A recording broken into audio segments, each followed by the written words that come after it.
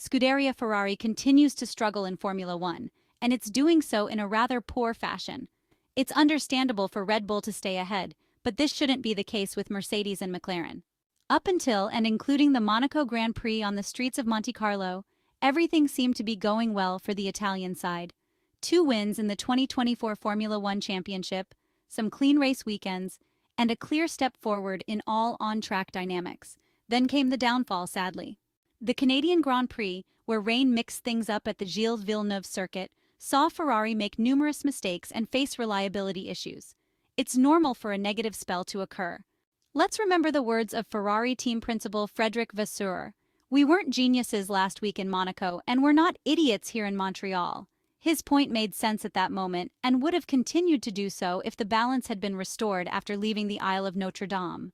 However, balance has remained elusive in the subsequent races. Chaos took over the Maranello team and things unraveled step by step. In other words, an underlying limiting condition has heavily impacted the remainder of the 2024 Formula One Championship. A significant part of the blame lies with the aerodynamic updates that were theoretically supposed to strengthen the Maranello team's ambitions, but instead unfortunately undermined them. These updates were expected to offer an improvement of 2 to 3 tenths of a second, enough to catch up with Red Bull, challenge the Austrian side on equal terms, and perhaps even give Ferrari a shot at the Formula One world title. That was the original plan. However, the driver-in-the-loop simulator told a different story. The hypothetical scenario was excellent according to the key players, but when it came time to validate it on the track, a sporting tragedy unfolded. Initially, there was some benefit of the doubt. It's never easy in Formula One to get developments to work correctly. We have seen several teams install and then uninstall new components that later performed well in subsequent races. But the hope that this would be the case for Ferrari was short-lived because, unfortunately, the truth was different. The aerodynamic upgrade produced by the technical department, led since recently by Italian aerodynamicist Enrico Cardile, was flawed. It didn't improve the car at all. Instead, it led to a series of on-track tests that only exacerbated the situation. When things don't work, they need to be fixed. It's a simple idea, but it conveys the necessary course of action. The historic Italian team's first objective was to understand what was happening. Without knowing the cause of a problem, it's impossible to fix it, and any attempt would be purely trial and error. While this might have worked for some in the past, it's not the case for Ferrari, which rarely benefits from good fortune. As a result, several questions arise. One of the most interesting is about the methods a Formula One team employs in such cases, how a team reacts to these kinds of obstacles. What steps are taken to resolve doubts, take action, and at least patch up the issue? So how did Ferrari respond? The aerodynamic platform of the SF-24 single-seater was no longer stable, making it increasingly difficult to push the car to its limits and access its full potential. The aerodynamic updates led to a series of problems that forced the technicians of the Italian side to make several, sometimes drastic changes to the car's setup. This was a risky approach since understanding what was happening required experimentation. Unfortunately, this scenario didn't yield results for 4 consecutive race weekends. As a result, the Maranello team's car significantly underperformed during this period.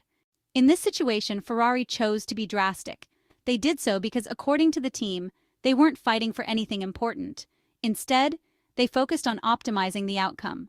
On one hand, this reasoning is acceptable, as they hoped to solve the problems quickly. The most prudent target seemed to be sacrificing short-term results to gain a better understanding of the car. In other words, there was the hope of suffering for one weekend in order to fully exploit the updates in the next one. Unfortunately, this strategy lasted a month and a half instead of just 7 days. Driving a car with untested setups and disrupting the handling isn't easy. In this case, the driver suffers, doesn't maximize performance, and faces the shame of an underwhelming result, all in the name of the cause: understanding and then correcting. The decisions on the setup were calculated by the Ferrari technicians and engineers because these choices were supposed to yield precise answers. These extreme choices, however, had a severe impact on the results, compromising them. From the outside, for those unaware of what was happening, these decisions might appear to be nothing more than conceptual technical errors. Did this aggressive approach pay off? That's another good question. You'd have to ask Ferrari. Considering the long time it took to fix the issues, since the new floor, which was introduced at the Hungaroring circuit in Hungary, only limited the damage rather than correcting it? Perhaps not.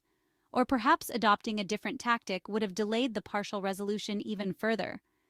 Identifying the root cause of the problem compromised the results in these race weekends. Unfortunately, nothing different can be said about it. It's a shame because the foundations for a different season were all there. Finally, a few words about the medium to long-term future for the Italian side. From what has been recently reported by various news media outlets, Scuderia Ferrari believes, or perhaps hopes, that it can return to a high level of competitiveness, a status that would allow the two SF-24 cars to challenge Red Bull, McLaren, and Mercedes, possibly even beat them, and continue to nurture the dream of a Constructors' Championship this year.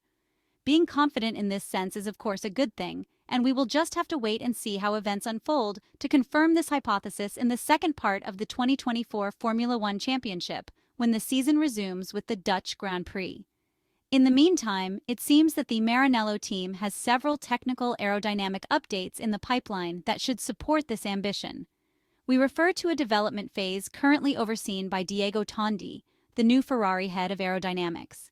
The Italian engineer, along with the pool of technicians that are working closely under his supervision, is putting in maximum effort.